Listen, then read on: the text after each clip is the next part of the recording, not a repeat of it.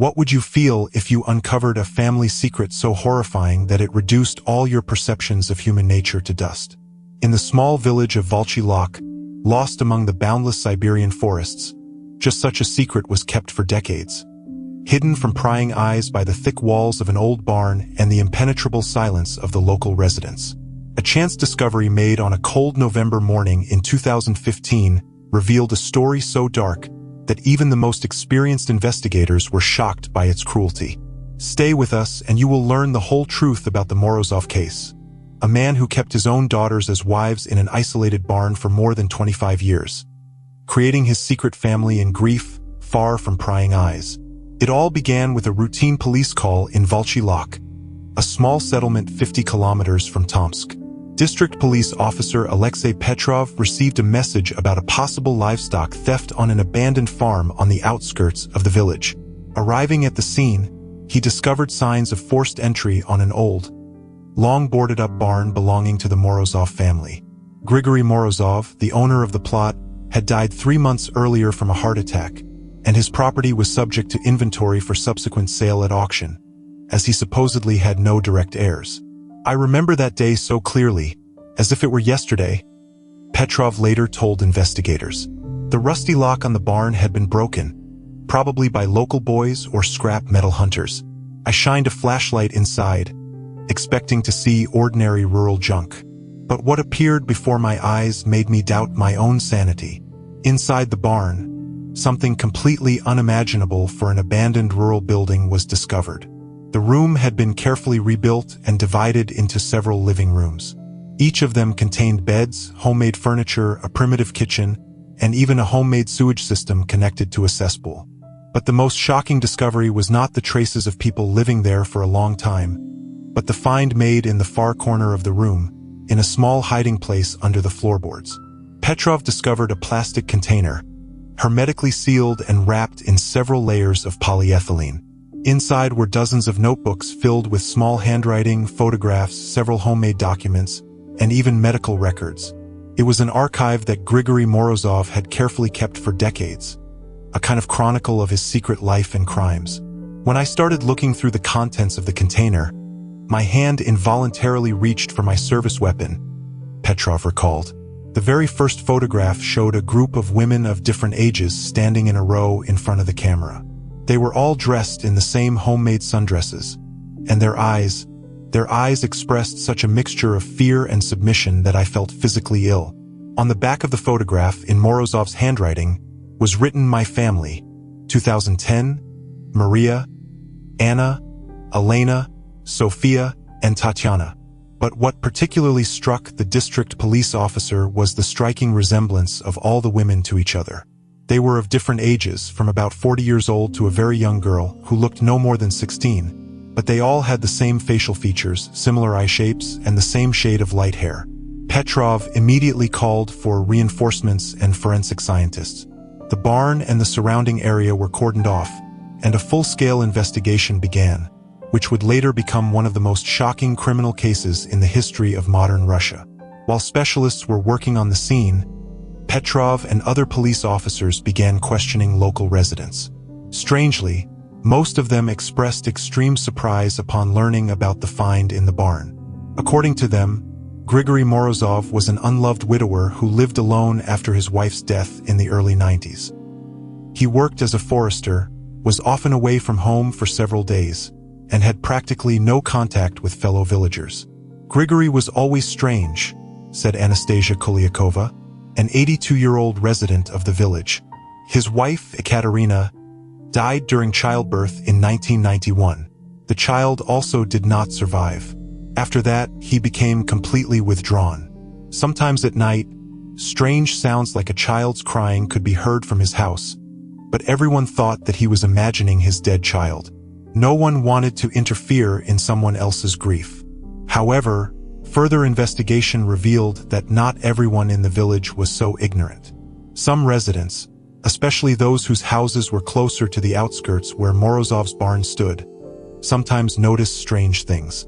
Someone saw Morozov carrying food into the barn in quantities clearly exceeding the needs of one person. Others heard voices coming from the supposedly abandoned building. I once saw him leading a little girl into the barn, confessed Maria Sokolova, a former teacher at the local school. It was probably in the mid-90s. The girl was fair-haired, about 5 or 6 years old. I asked Grigory who she was, and he replied that his niece had come to visit. But no one ever saw this niece leave the village. Meanwhile, forensic scientists discovered many pieces of evidence in the barn indicating that several people had lived there for a long time. Fingerprints, hair, items of clothing of different sizes, including children's things. But the most terrible finds were made during excavations on the surrounding area. In the far corner of the plot behind the barn, among the thickets of wild raspberries, investigators discovered several small mounds resembling graves. Excavations confirmed the worst fears. There were indeed human remains there. In total, 4 burials were discovered containing the remains of infants and young children. Preliminary analysis showed that all the burials date back to different periods of time, starting from the mid-90s and ending around 2010, said forensic expert Olga Nechaviva. The causes of death varied from congenital pathologies to the simple lack of medical care for childhood diseases. In 2 cases, signs of severe genetic disorders were found, probably related to inbreeding. But where were the women themselves, captured in the photograph? This question became the main mystery for investigators. The answer began to become clearer when forensic scientists more thoroughly studied Morozov's records. The diaries he kept for more than 25 years told a story so monstrous that many experienced law enforcement officers refused to believe in its reality. Morozov described in detail his life from the moment of his wife Ekaterina's death. According to his records, she did indeed die during childbirth in 1991, but the child, a girl, whom he named Maria, survived. Instead of reporting the birth of his daughter officially, Morozov decided to hide her existence from the authorities and fellow villagers, guided by a peculiar paranoid logic. "The world is too dangerous for her," he wrote in his diary. "They will take her away from me, spoil her purity. Only I can protect her from the filth of the outside world. We will live together, like Adam and Eve, in our own paradise." As Maria grew older, Morozov's perverse fantasies took on increasingly concrete forms. In the records dated 2005, when Maria turned 14, he first mentions his sacred duty, to continue the lineage. "Today Maria has become a woman," read the entry from June 15, 2005. "Now she is ready to receive the seed of the Creator and give birth to a new, more perfect generation. Our experiment begins." In 2006, Maria gave birth to a girl, whom Morozov named Anna. A year later, Elena was born. Then, in 2009 and 2011, Sofia and Tatiana were born. All the girls, according to Morozov's records, were conceived by him from his own daughter. "With each new child, our family becomes stronger and purer," he wrote. "I am creating a new race, free from the filth of the outside world. My daughters will continue my lineage, and after several generations, we will achieve perfection." But not all the children survived.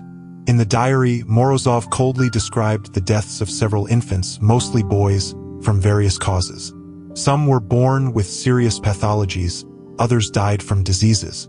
Morozov, who had no medical education, tried to treat them himself, using folk remedies and information from medical reference books that he acquired in the city. However, the most horrific discovery awaited investigators ahead. As the girls grew up, Morozov began to perceive them not only as his daughters, but also as potential wives. In the records dated 2012, when the eldest of the granddaughters, Anna, was only 6 years old, Morozov was already planning her future entry into the family. "Anna is growing up beautiful and obedient," he wrote. "In a few years, she will join Maria and become the second mother of a new generation. Our experiment is moving even faster than I expected." Fortunately, these plans did not manage to be fully realized. In 2015, Grigory Morozov died of a heart attack at the age of 68. According to the last entries in his diary before his death, he had been experiencing severe chest pains for several days, but refused to seek medical help, fearing exposure. But what happened to the women and girls after his death? This question remained unanswered for a long time, until investigators discovered a secret underground passage leading from the barn to the forest.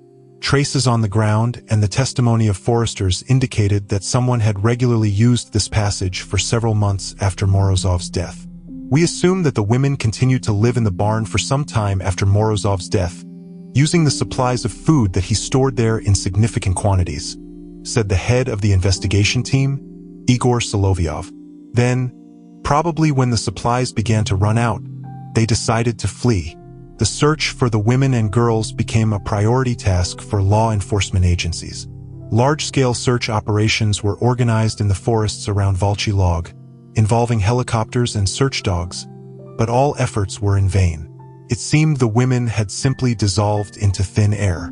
A breakthrough in the investigation occurred almost a year after the discovery of the barn.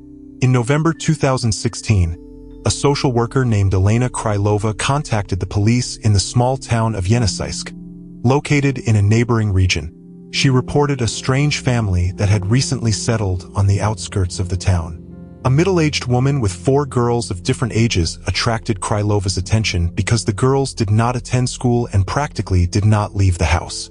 They lived very reclusively, avoiding contact with neighbors, Krylova said. When I came to them with a scheduled visit to find out why the children were not registered in school, the woman who introduced herself as Ekaterina Ivanova was very tense and reluctantly answered questions. The girls looked intimidated and did not leave their mother's side. Krylova's suspicions increased when she noticed that all family members lacked documents, except for Ekaterina's obviously forged passport. In addition, all the girls and women had a striking external resemblance, which made the social worker recall the sensational Morozov case, which she had read about in the news. The Yeniseisk police acted quickly and carefully. The house where the mysterious family lived was placed under surveillance, and 2 days later, when the woman went out for groceries, leaving the girls at home, law enforcement officers made an arrest. The woman's identity was established. It was indeed Maria Morozova, Grigory's first daughter, who was 25 years old at that time. However, the situation turned out to be even more complex than the investigators had assumed. During the interrogation, Maria told a story that made even the most experienced police officers shudder with horror and compassion at the same time. "I have never known another life," she said. "From my earliest childhood, my father told me that the world outside our home was full of danger and evil, that only he could protect me. I believed him. I had no reason not to believe him."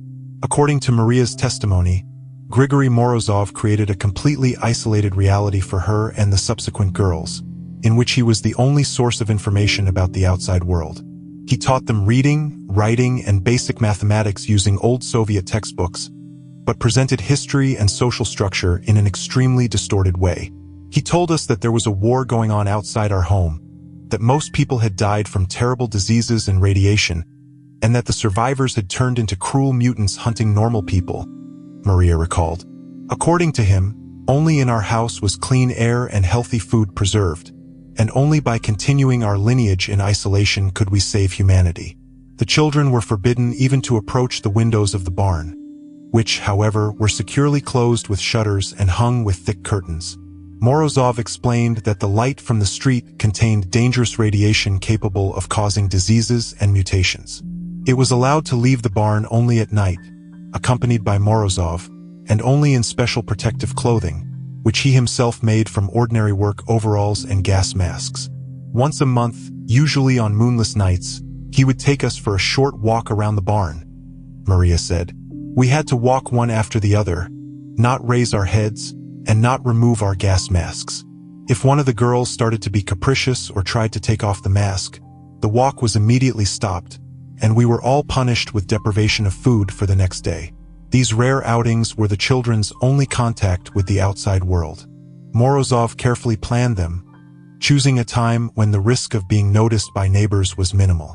In addition, the barn was located at a considerable distance from other houses in the village, which further reduced the likelihood of accidental discovery. But how did Morozov manage to provide his secret family with everything they needed? According to Maria's testimony, he regularly made trips to the city for food, clothing, and other essentials. In order not to arouse suspicion with frequent and large purchases in one place, He visited different stores in several settlements. He always brought a lot of canned food, cereals, flour, and other long-term storage products, Maria recalled. He said that he obtained them in dangerous expeditions to infected cities. Sometimes he brought sweets or fruits, calling them rare medicines that help us maintain immunity. We believed every word he said. One of the most shocking aspects of this story was how Morozov manipulated the minds of his victims, creating for them a perverse system of values and beliefs. He presented himself not just as a father and protector, but as a kind of messiah, chosen to save humanity by creating a pure line. He said that our children are special, that they concentrate a certain life force that will eventually make them invulnerable to radiation and diseases of the outside world. Maria said, every time a child was born with pathologies or died from a disease, he explained it by the insufficient purity of the blood and said that we needed to continue in order to achieve the ideal combination of genes. When Grigory Morozov died in 2015, a period of deep shock and confusion began for his prisoners. Their entire lives had been built around this man, and his sudden disappearance destroyed their familiar picture of the world. At first, we thought that he had gone on another expedition and would return soon, Maria recalled. But the days went by, and he was not there. Food supplies began to run out. The younger girls cried and asked when their father would return. I didn't know what to tell them. After a few weeks, Maria decided to do something that had previously seemed unthinkable. She removed the camouflage fabric from one of the windows and, for the first time in many years, looked at the world in daylight. What she saw completely contradicted everything that her father had told her. I saw green trees, a blue sky, and heard birds singing, she said with tears. At that moment, something broke inside me. I realized that my whole life had been built on lies. Over the next few months, Maria gradually began to explore the surroundings of the barn, going out only at night and leaving her younger sisters under the care of her eldest daughter, Anna. She discovered Morozov's abandoned house, found some of his belongings there, including money and documents. In one of the drawers, she found an old radio receiver, which she secretly brought into the barn and listened to at night, gradually learning the truth about the real world. I couldn't believe what I was hearing, she said. News, music, conversations, people. All of this was so unlike the world that my father had told me about. I realized that we had to run away, but I didn't know where or how. The solution came by chance. In one of the radio broadcasts, Maria heard about a program to help refugees in Yeniseisk. Not fully understanding who refugees were, she decided that they were people like them, without a home, without a past, in need of help. Using the money found in Morozov's house, she organized an escape. I spent a long time preparing my sisters for the fact that we would have to leave our home, Maria said, telling them that our father would not return, that we needed to find a new, safe place. Anna believed me the fastest. She was always the smartest. The others were afraid, especially Tatiana, who was only 4 years old at the time. She cried and did not want to put on the protective suit without which, as she thought, it was impossible to go outside. Finally, in early spring of 2016, Maria and the 4 girls left the barn, which had become their prison for many years, using the secret underground passage that only Morozov knew about. They made their way into the forest and walked for several days towards the nearest bus stop, guided by a homemade map that Maria had drawn up based on documents found in Morozov's house. The girls were terrified of the outside world, she recalled. Every rustle, every sound frightened them to tears. Elena and Sophia refused to take off their gas masks even at night, fearing to be poisoned by the air. I had to convince them that everything was all right, although I myself was no less frightened. Reaching the city, Maria used the money found to buy bus tickets to Yeniseisk.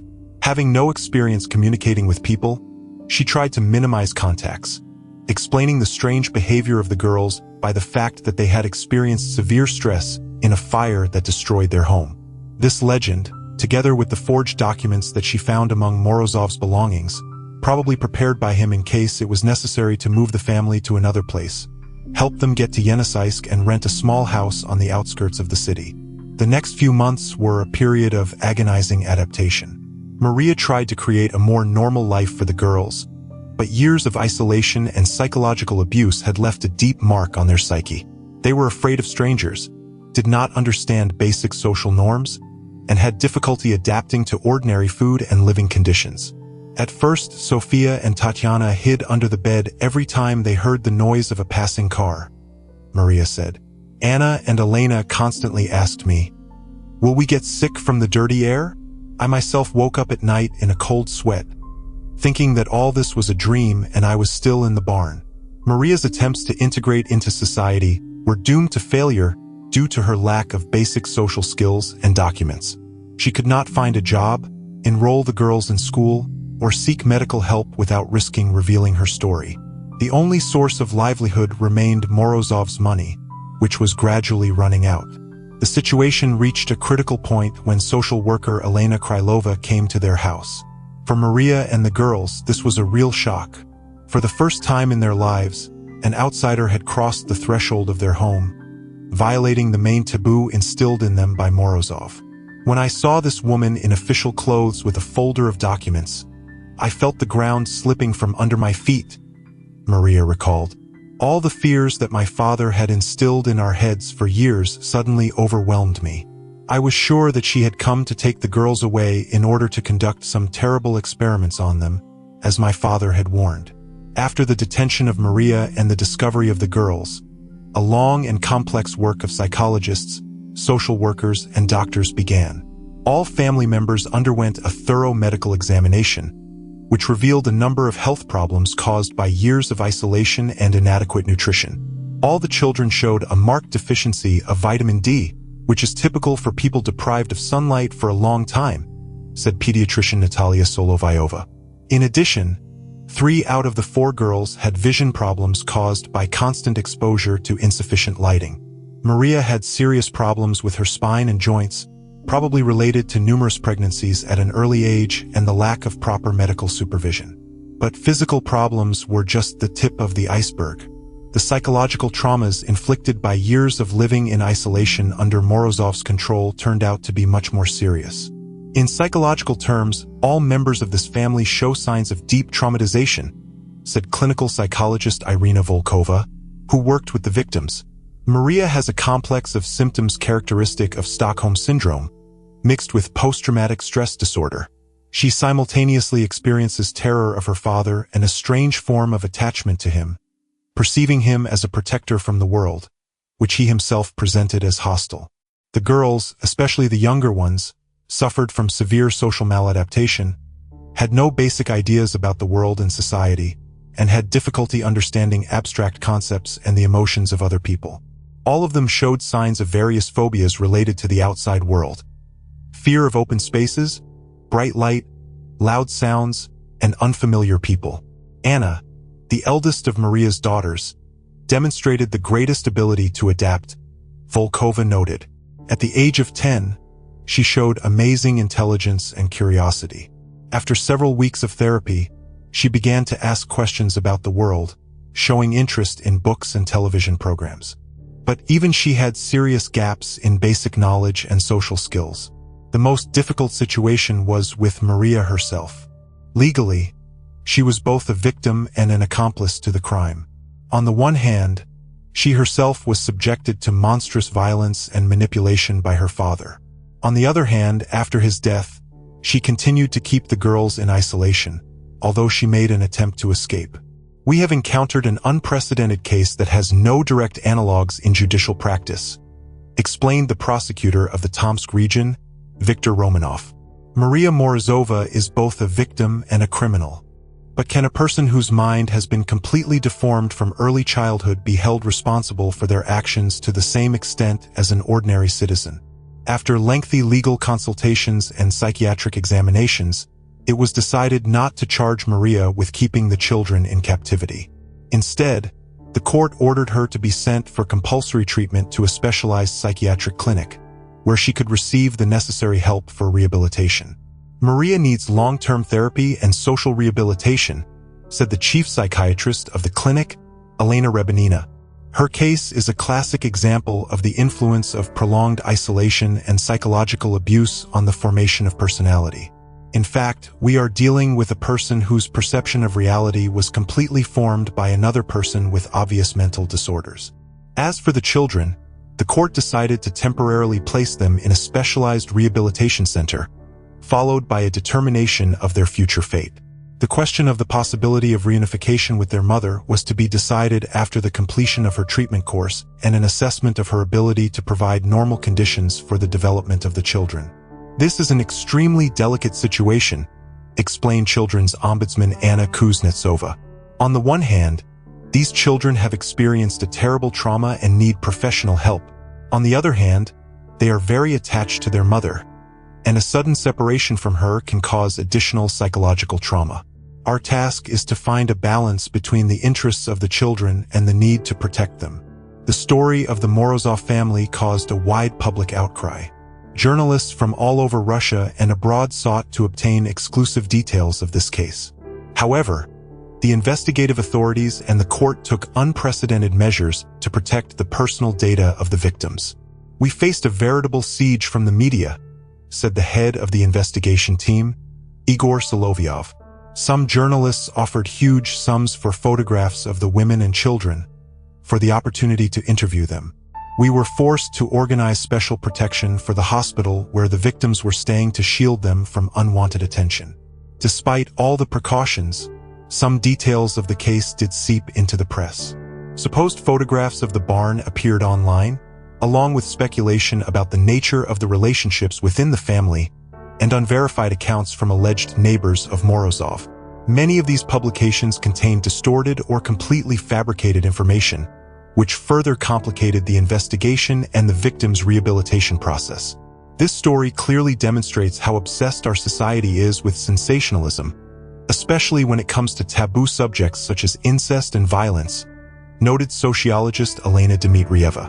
Instead of focusing on the systemic problems that allowed such a situation to exist for years, the isolation of rural areas, insufficient monitoring of children's well-being, and a lack of adequate attention to single parents, society prefers to revel in shocking details, turning the tragedy of real people into a form of entertainment. Meanwhile, the investigation continued. Investigators were trying to reconstruct the full picture of the Morozov family's life over 25 years of isolation. Particular attention was paid to the question of how Morozov managed to conceal the existence of his secret family from those around him for so long. "We established that Morozov periodically received large sums of cash from unidentified sources," reported senior investigator Andrei Karpov. "This allowed him not only to provide his family with everything they needed, but also probably to bribe some local residents to keep them from asking too many questions." Several residents of Volchy Log admitted that they had occasionally seen strange things happening on Morozov's property, but preferred not to interfere. Morozov paid some for their silence and threatened others, using his position as a forester and his good knowledge of the local forests. "He once told me that people often disappear in the forest and no one ever finds them," recalled Nikolai Efremov, who worked with Morozov in the forestry. "It sounded like a threat. After that, I tried to stay away from him and ignore the oddities I noticed." The investigation also revealed that Morozov maintained minimal contact with the outside world, necessary to maintain the facade of his solitary life. He regularly appeared in the village, visited the store, and sometimes participated in community events, although he always kept to himself. He was a master at creating the appearance of normalcy, noted psychiatrist Dmitry Volkov, who studied Morozov's diaries. His notes contained detailed plans for behavior in public places, lists of topics for conversation with neighbors, and even prepared answers to possible questions about his personal life. He created an entire system of lies that allowed him to lead a double life. The financial aspects were of particular interest to the investigation.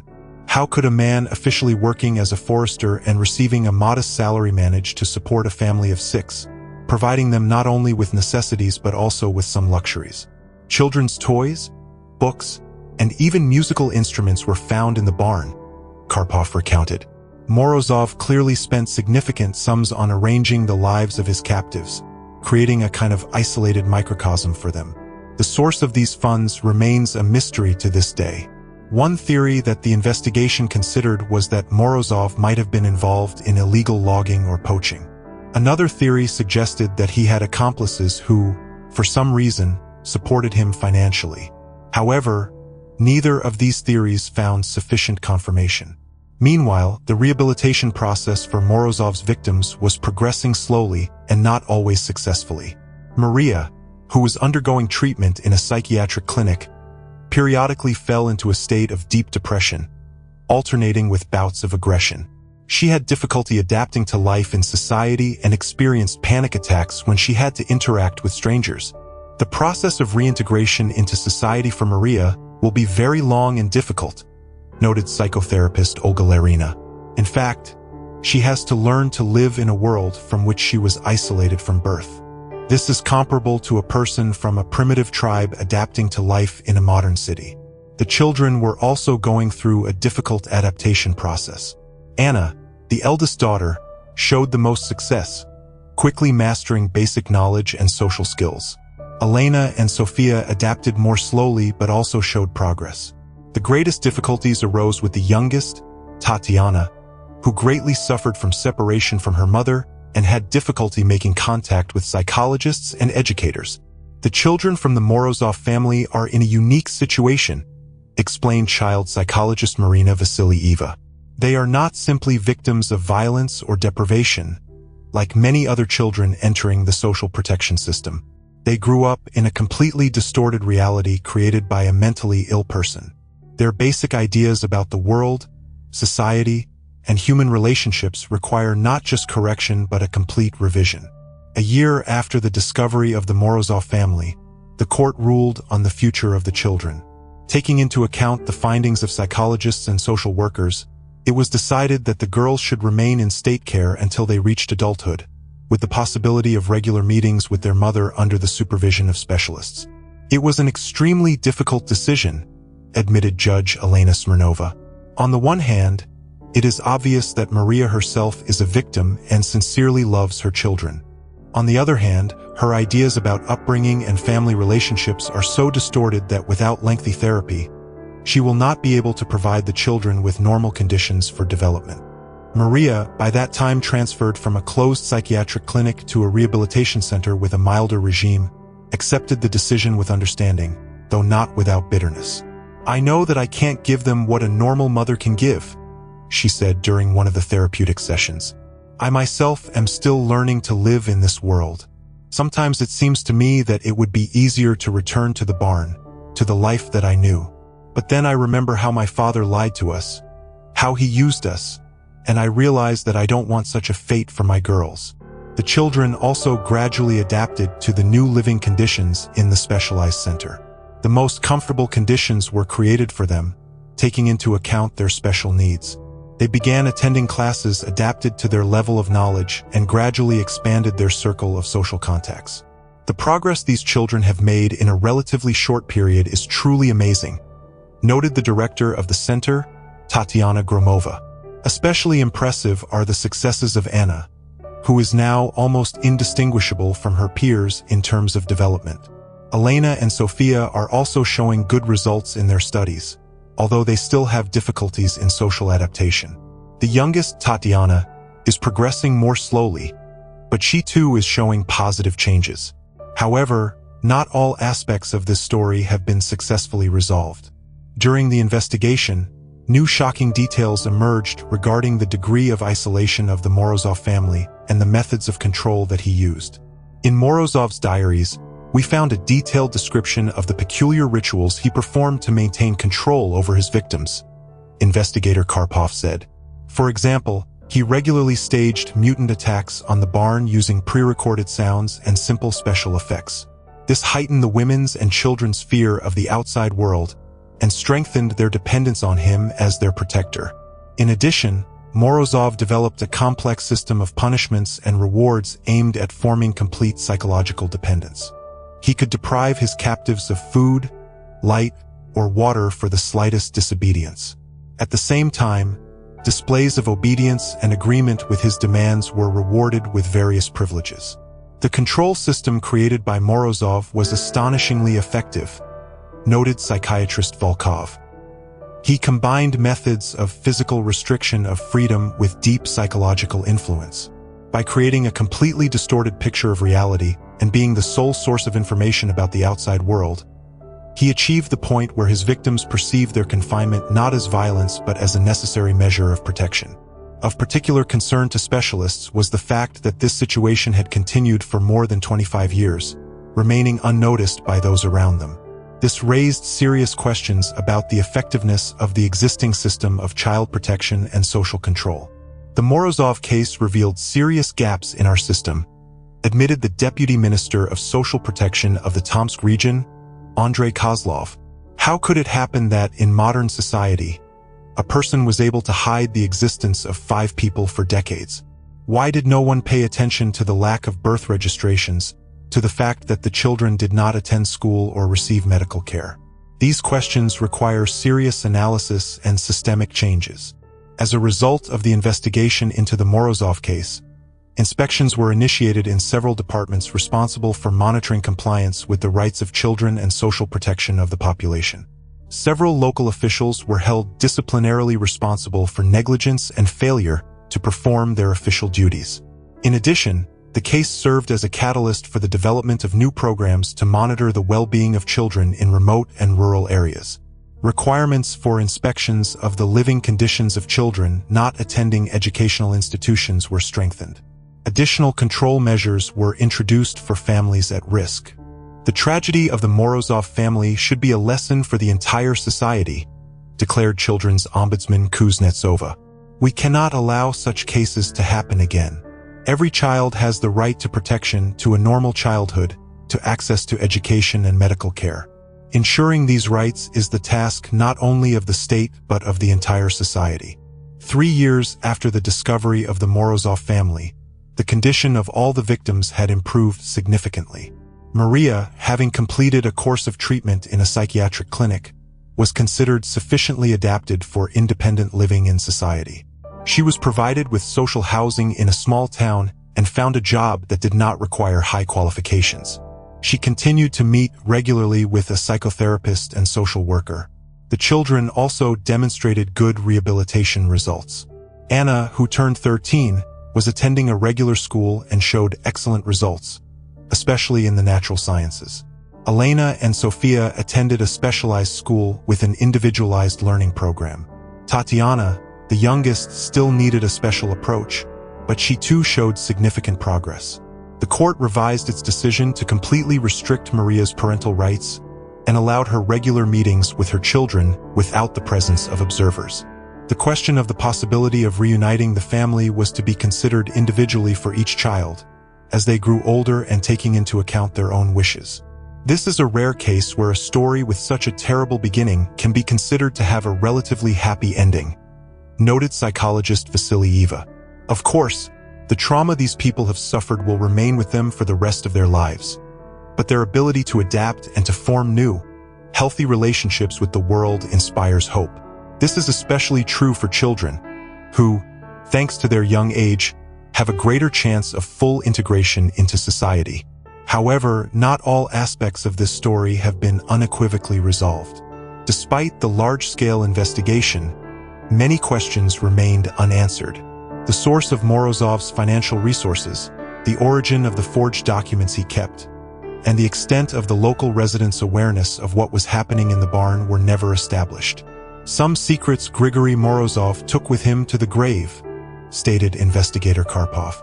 We probably will never know the full picture of this story, but the main thing is that we managed to save 5 human lives, to give these women and children a chance at a normal future.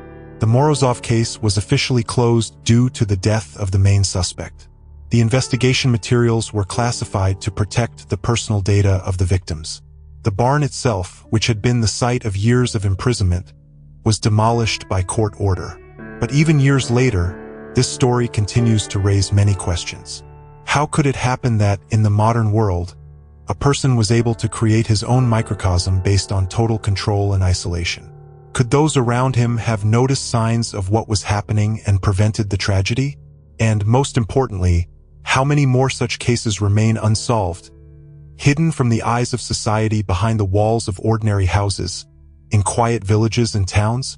These questions make us think about the fragility of social connections, about the responsibility of every member of society for the well-being of those around them, especially the most vulnerable children. The story of the Morozov family reminds us that the scariest monsters often hide not in dark forests or abandoned houses, but among ordinary people, behind a facade of normalcy. Today, several years after the revelation of this case, we can only hope that the lessons learned from this tragedy will help prevent similar cases in the future, that the vigilance of society, the effective work of social services and law enforcement agencies will not allow new Morozovs to create their secret worlds based on fear, manipulation, and violence, and that the women and children who survived this nightmare continue their journey to a new, normal life. They are learning to trust, to love, to build healthy relationships with those around them. For them, every day is a small victory over the past, a step towards a future that Grigory Morozov tried to deprive them of. "Sometimes I dream about the barn," Maria confessed in her last interview, given on condition of anonymity. "I wake up in a cold sweat, thinking that I'm still there. But then I see the sunlight streaming through the window, hear the sounds of the street, and I realize it was just a dream. We are free, and that's the main thing." The Morozov case is officially closed, but the memory of it continues to live on as a reminder of what a person is capable of, both in their cruelty and in their ability to survive, adapt, and overcome even the most terrible traumas, and as a warning to all of us that sometimes the most terrible crimes happen behind closed doors, in silence, unnoticed by outsiders.